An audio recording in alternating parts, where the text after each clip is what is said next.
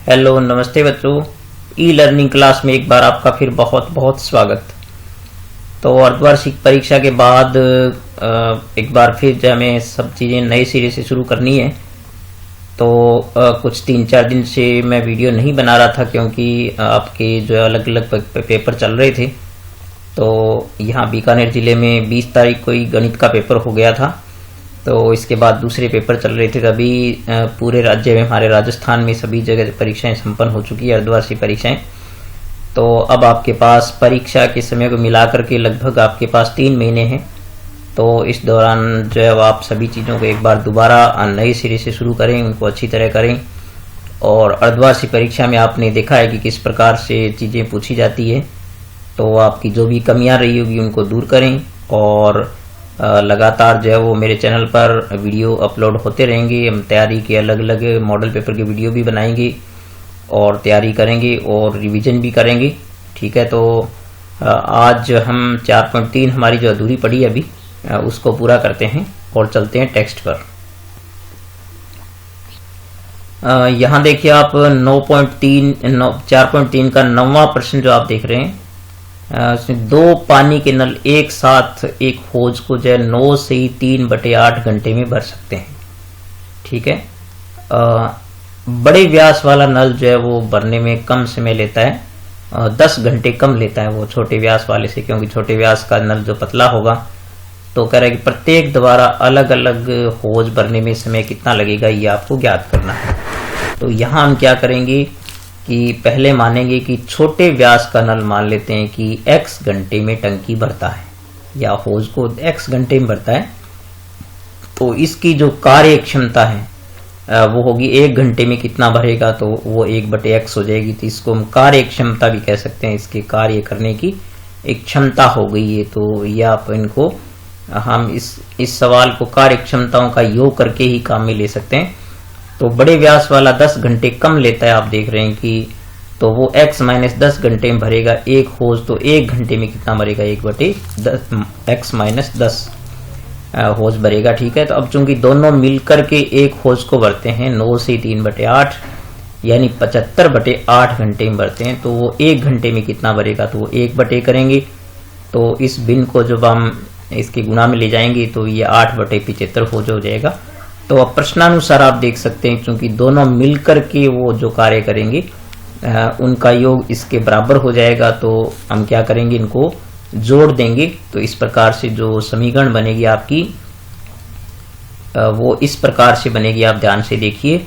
यानी पहला होज जो है वो 1 घंटे में 1/x कार्य करता है, और पहला जो नल है छोटे व्यास वाला, और दूसरा जो है वो करता है 1/x - 10, और दोनों मिलकर के यानी इनका योग जो है वो 8/75 हो जाएगा।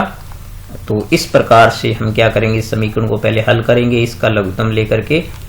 तो आप देख सकते हैं कि इसका लघुत्तम हो जाएगा x × x - 10। ध्यान से देखिए आप। अब देखिए x से x यहाँ पर कट गया, तो हम यहाँ लिख सकते हैं x - 10, और प्लस में देखिए यहाँ से x - 10 कैंसिल हो गया, तो x को 1 से गुणा करेंगे तो ये हो जाएगा x, और बराबर में आपके पास है 8/75। तो यहाँ से अब जब हम इसको सरल करेंगे तो x + x आपके पास हो गया 2x, माइनस में देखिए आपके पास है 10, और इसको जब हम गुणा करेंगे तो ये हो जाएगा x², और ये हो जाएगा माइनस का 10x, और बराबर में आपके पास हो गया 8/75। अब हम इसको जो है वो तिरछा गुणा कर देंगे। तो ये जो ये x² वाला पद है इसको पहले गुणा करेंगे, इसको 8 से गुणा कर देंगे, इसको हम कर देंगे 75 से गुणा। तो मैं यहाँ लिखता हूँ, देखिए पहले हम गुणा करेंगे x² वाले पद को, तो 8 × क्या हो गया x² - 10x। तो ये आ जाएगा 8x² - 8 दाए 80 x हो गया, और बराबर में आपके पास देखिए 75 दूनी कितना हो गया 150x हो जाएगा, और माइनस में 75 को 10 से गुणा करेंगे तो ये आ गया 750। ठीक है, अब हम क्या करेंगे, सभी पदों को बाएं हाथ की तरफ लाएंगे। तो 8x² माइनस का 80x हो गया, और ये भी यहाँ पर आकर के माइनस का कितना हो जाएगा 50x हो जाएगा, और माइनस का ये जो आएगा पक्षांतरण होकर के, तो ये प्लस का 750 हो गया, बराबर में हो गया 0। तो अब ये समीकरण इस प्रकार से बन गया 8x²। देखिए इनको हम जब जोड़ेंगे तो माइनस में 230x हो गया बच्चों, और प्लस में देखिए आप पास आ गया 750 बराबर में 0 है। अब देखिए इसमें सभी पदों में जो है वो 2 से हम भाग दे सकते हैं इसको, तो 2 कॉमन ले सकते हैं, यहाँ से 2 कॉमन लेंगे तो यहाँ पर आएगा 4x², माइनस में यहाँ पर आएगा 115x, और प्लस में देखिए यहाँ पर ये हो जाएगा 375, और बराबर में हो गया 0। तो ये 2 भी यहाँ जा करके 0 हो जाएगा। तो इस प्रकार से जो आपकी समीकरण बनेगी वो होगी 4x² माइनस 115x और प्लस में 375 बराबर 0।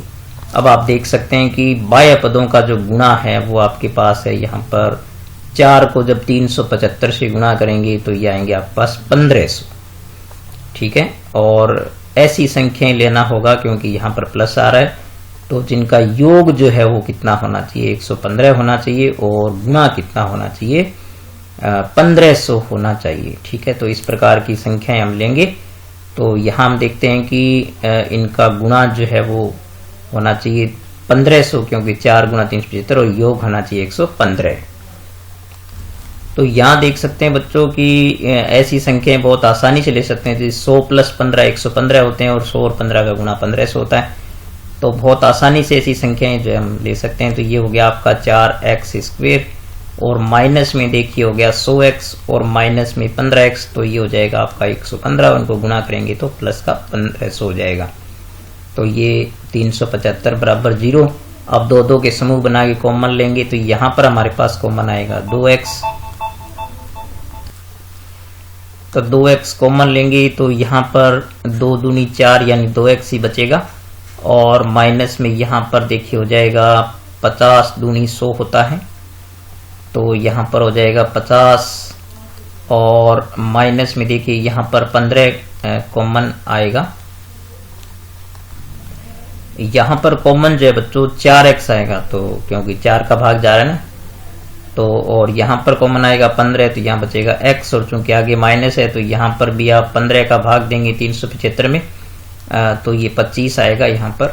तो आप देख सकते हैं कि अब ये दोनों में गुणनखंड एक जैसा हो गया, तो इसको हम ले सकते हैं कॉमन। तो x माइनस 25 आपके पास कॉमन आ गया, और पीछे रहेगा 4x माइनस 15, ठीक है। तो इस प्रकार से अब इनको अलग अलग 0 के बराबर लेकर के हम इसके हल निकाल सकते हैं। तो x माइनस 25 बराबर 0, या फिर 4x माइनस 15 बराबर 0। तो इस प्रकार से आपको माइनस से प्लस उत्तर मिलता है। तो यहाँ से x बराबर 25 आ गया, और यहाँ से x बराबर आ जाएगा 15/4। तो चूंकि ये जो है वो समय 10 घंटे से कम है, ठीक है। तो ये जब 10 घंटे से कम है, चूंकि 10 घंटे वो बड़े व्यास वाला कम लेता है, तो ये तो 10 घंटे से वैसे ही कम है, तो ये सही नहीं है। तो इस प्रकार से जो है वो बड़े छोटे व्यास वाला जो नल है वो 25 घंटे लेगा। तो इस प्रकार अपने लिख सकते हैं कि अतः छोटे व्यास का नल जो है वो होज भरेगा बराबर कितने में, 25 घंटे में, ठीक है। और बड़े व्यास वाला इसे 10 घंटे कम लेता है, तथा बड़े व्यास वाला क्या करेगा, वो जो बड़े व्यास वाला वो जो है वो कितना समय लेगा, वो लेगा x माइनस 10 यानी 25 माइनस 10 बराबर 15 घंटे में, जो है वो 15 घंटे लेगा, वो 15 घंटे में भरेगा। तो इस प्रकार से आप देखिए कि आपको जो समझना है वो यहाँ से ये चीजें जो है ना तीनों ये लेकर के, और इससे समीकरण कैसे बनी है आप इसको समझिए, फिर सरल करना इसको सीखिए, ठीक है। चलते हैं नेक्स्ट क्वेश्चन पर।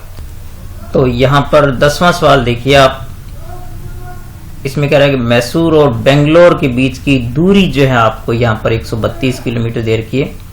यात्रा करने में एक्सप्रेस गाड़ी सवारी गाड़ी से 1 घंटा कम लेती है, यानी 1 घंटा कम लेती है। और फिर ये कहा कि यदि एक्सप्रेस गाड़ी की औसत चाल सवारी गाड़ी की औसत चाल से जो है वो 11 किलोमीटर प्रति घंटा अधिक है। तो रेलगाड़ियों की जो औसत चाल आप ज्ञात कीजिए। तो यहाँ हम पहले भी ऐसे सवाल कर चुके हैं, तो हम पहले क्या करते हैं, सवारी गाड़ी की चाल को x किलोमीटर प्रति घंटा मान लेते हैं और कुल दूरी जो हमें दे रखी है वो 132 किलोमीटर दे रखी है। और फिर कह रहा है कि एक्सप्रेस गाड़ी की चाल जो है वो 11 किलोमीटर प्रति घंटा अधिक है। तो ये हो जाएगी x प्लस 11 किलोमीटर प्रति घंटा और 1 घंटा वो समय कम लेती है। तो बच्चों मैंने आपको समीकरण बनाने का तरीका जो ये बताया था, तो बिल्कुल आंकड़े आप इसमें सेट कर दीजिए, तो आपकी जो समीकरण बिल्कुल आसानी से तैयार हो जाएगी। तो देखिए दूरी हमारे पास क्या है, यहाँ पर देखिए कितने आसानी से हम समीकरण बना सकते हैं। तो दूरी आपके पास है 132 बटे, देखिए हमने जो x मान रखा है उसमें चाल जो है वो प्लस है, 11 प्लस है, ठीक है। और बराबर में देखिए आप 132 बटे क्या हो जाएगा x, ठीक है। और फिर देखिए यहां पर जब चाल को प्लस किया है तो बच्चों यहां पर हम माइनस लेंगे, और माइनस क्या लेंगे, जो समय 1 घंटा कम लेती है ना, इसको हम यहां पर क्या कर देंगे माइनस, और इसके बटे में 1 लेकर के हम इसका लघुत्तम लेकर के पहले इसको सरल करेंगे। देखिए इस प्रकार से समीकरण बहुत आसानी से बन जाएगी। तो ये हो जाएगा 132 बटे x प्लस 11। एक बार हम इसको ऐसा ही लिखते हैं, बराबर में देखिए हम लघुत्तम लेंगे, तो x एकम x लघुत्तम आ गया, आप तिरछा गुणा कर दीजिए, आप इसको यहाँ गुणा कर दीजिए, तो 132 माइनस में देखिए x को 1 से गुणा करेंगे तो x एकम x। अब हम क्या करेंगे, इनको तिरछा गुणा करेंगे। तो पहले इसको गुणा करेंगे, देखिए x को 132 से गुणा करेंगे तो यह आएगा 132 x, और बराबर में देखिए इसको x प्लस 11 को हम गुणा करेंगे जो है 132 माइनस x से, तो ये 2 ब्रैकेट बन जाएंगे। और फिर हम 2 ब्रैकेट को गुणा करेंगे, तो 2 ब्रैकेट को गुणा करने का जो तरीका मैंने कई बार आपको बताया, उसी प्रकार से करें आप गुणा। तो इस प्रकार से 2 ब्रैकेट को गुणा करने के बाद ये संख्या हमें प्राप्त होगी। तो देखिए यहाँ पर आप देख सकते हैं कि 132 से 132 कैंसिल हो जाएगा, और अब हम इन पदों को बाएं हाथ की तरफ लाएंगे, तो ये x स्क्वायर जो आपका प्लस का हो जाएगा, और माइनस का जो 11x है वो हो जाएगा प्लस का, और प्लस के जो 1452 है वो हो जाएंगे 1452 माइनस के, और बराबर में आपके पास बच गया 0। अब देखिए बाएं पदों का गुणनफल 1452 आ रहा है, तो ऐसी संख्याएं लेना है जिनका गुणा जो है वो 1452 होना चाहिए, और अंतर जो आपके पास 11 होना चाहिए। तो ऐसी संख्याएं जो है वो देखिए इस प्रकार से आप 44x माइनस में क्या लेना है 33x, तो इनको गुणा करेंगे तो 1452 आएंगे, और इनका अंतर आप देख रहे हैं 11, तो माइनस में 1452 हो गया, बराबर 0 हो गया। अब यहां से देखिए आप x कॉमन ले लीजिए, तो ये x माइनस प्लस 44 हो गया, और यहां से पूरा 33 कॉमन आएगा, तो यहाँ बचेगा x, और ये जो बाहर माइनस है इसलिए ये चिन्ह बदल जाएगा, तो ये हो जाएगा x प्लस 44 बराबर 0। अब देखिए दोनों में ये गुणनखंड फिर एक जैसा आ गया, तो इसको हम कॉमन निकाल लेते हैं, तो x प्लस 44 कॉमन आ गया, और यहाँ बचेगा x, और यहाँ बचेगा माइनस का 33, और बराबर में 0। अब इनको 0 के बराबर रख करके आप दोनों हल निकाल लीजिए, तो x प्लस 44 बराबर 0, और यहाँ x माइनस 33 बराबर 0। तो यहाँ से प्लस से हमें माइनस उत्तर मिलता है, तो ये माइनस में 44 हो गया, और यहाँ आप देख सकते हैं कि x बराबर आ गया 33। तो आप जानते हैं कि चाल माइनस में नहीं हो सकती, इसलिए ये तो अग्राह्य हो गया, ये ग्रहण करने योग्य नहीं है प्रश्नानुसार।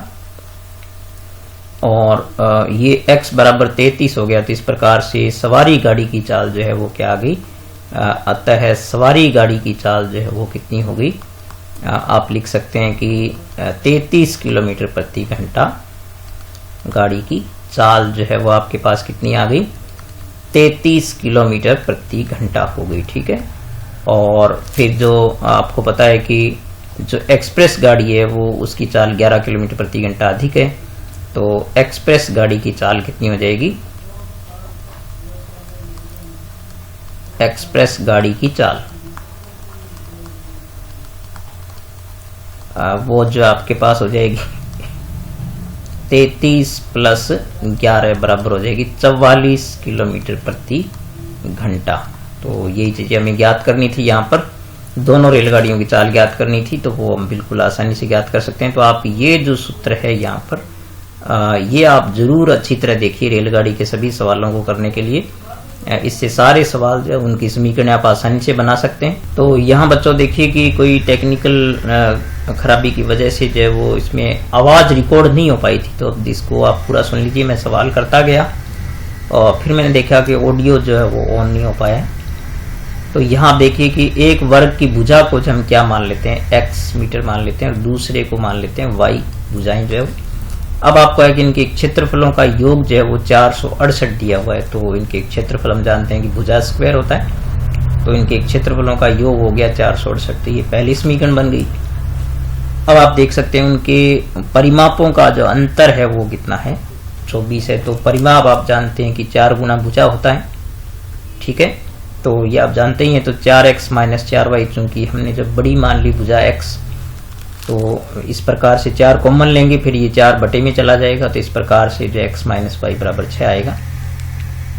यहाँ से y को हम पक्षांतरण कर लेंगे, तो हमारे पास जो है x का मान जो है वो 6 प्लस y होगा। और ये समीकरण 2 से जो x प्लस 6y है ना, वो समीकरण 1 में हम रख देते हैं। यहाँ पर इसके स्थान पर रख देते हैं, तो ये समीकरण इस प्रकार से बन जाएगी। अब आप देख सकते हैं इसको सरल करेंगे ना a प्लस बी के होल स्क्वायर की तरह। तो ये a square plus 2ab plus b square जो हमने बहुत बार किया इसको, और प्लस में y स्क्वायर आपको दिया, माइनस में 468 है। तो इस प्रकार से जब हम इसको y square plus y square करेंगे 2y स्क्वायर हो गया, और प्लस में 12y माइनस में 432, क्योंकि ये 36 जो है ना ये इसमें से घट गया। अब 2 कॉमन लेंगे, तो इस प्रकार से समीकरण आपकी बनकर के आएगी ये। तो यहाँ देख सकते हैं कि ऐसी संख्याएं लेना है जिनका जो अंतर है वो कितना होना चाहिए, 6 होना चाहिए, और गुणा 216 होना चाहिए। तो ये 18 और 12 जो ऐसी संख्या होती है जिनको घटाने पर 6 आता है और गुणा करने पर 216 आता है। फिर ये कॉमन ले लेंगे। इस प्रकार से y के जो 2 मान हैं वो आपके पास निकल कर आएंगे, माइनस के 18 और y का मान 12 आएगा। तो ये आप जानते हैं कि चूंकि भुजाएं जो है वो लंबाई होती है, लंबाई माइनस में नहीं हो सकती, तो ये अग्राह्य हो गया। तो इस प्रकार से दूसरे वर्ग की भुजा जो आपके पास कितनी आ गई, 12 सेंटीमीटर आ गई, ठीक है। तो अतः दूसरे वर्ग की